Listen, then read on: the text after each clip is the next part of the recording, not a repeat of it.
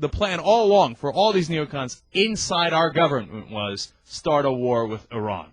Now, it goes in order. The theoretical order that they wanted originally was Iraq, then Syria, then Iran. But at this point, they're like, bah, we'll take it either way. And that's why you see sometimes... Yeah, and people accuse the neocons of not being flexible. That's what irritates me. That's why you'll see guys like Woolsey, who's a major neocon on Fox News Channel, every once in a while talking about... Former director of the CIA, Jim Woolsey. Talking about invading Syria and attacking Syria and bombing Syria for the U.S. to do it. And then other times you'll see people like Bill Kristol talking about invading and bombing Iran. Because they're like, well, once we bomb either one of them, it doesn't matter. We're going to have a whole, Middle Eastern war, and we'll bomb all of them, and we'll get them involved in World War III, and it'll be great. We actually make fun of the neocons, Cenk, for this sort of, ridiculous, inflexible oneness of thought. That they wrote this, project for a new American century. They sent the letter off to President Clinton in, I think, 96. Is that right, 96 or 97? Well, there was 3 or 4 different letters. There was one in 92, 96, 98, and 2000. All right, so the ones in the 90s, though, so it's 8, and they and about the need for action in Iraq and so forth.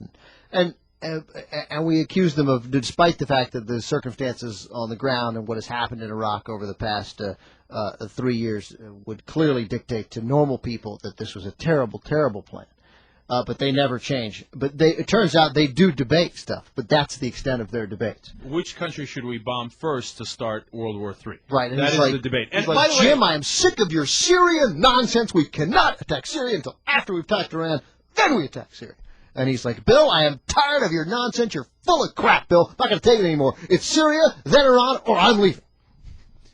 The sick part of all this is, as we joke around about it, they're dead serious, okay? They're not playing, and this is not an exaggeration. You read all the stories. You read the Rolling Stone story. You read Seymour Hersh's stories from the New Yorker. Read what they actually wrote, the 4 letters I'm talking about. One is called A Clean Break. It was authored by Richard Pearl. Wormser inside of Cheney's office signed that one as well. Feith as well. You read the Project for a New American Century. You watch Fox News Channel at any random time in the day, and they all tell you. They're not hiding it. Yes, we would like to attack Iran. We would like to attack Syria.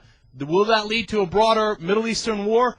Absolutely. And you listen to Newt Gingrich and the rest of them talk about how we're already in World War III. That's a positive thing. As Dick Morris said yesterday, that would mean that we're making progress. The Civil War in Iraq means we're making progress, and World War III would mean we're making progress.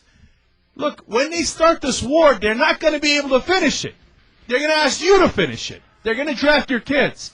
And it is not an exaggeration. It is not anything. It is absolute fact. They will draft your kids, and your kids will die for their crazy ideas.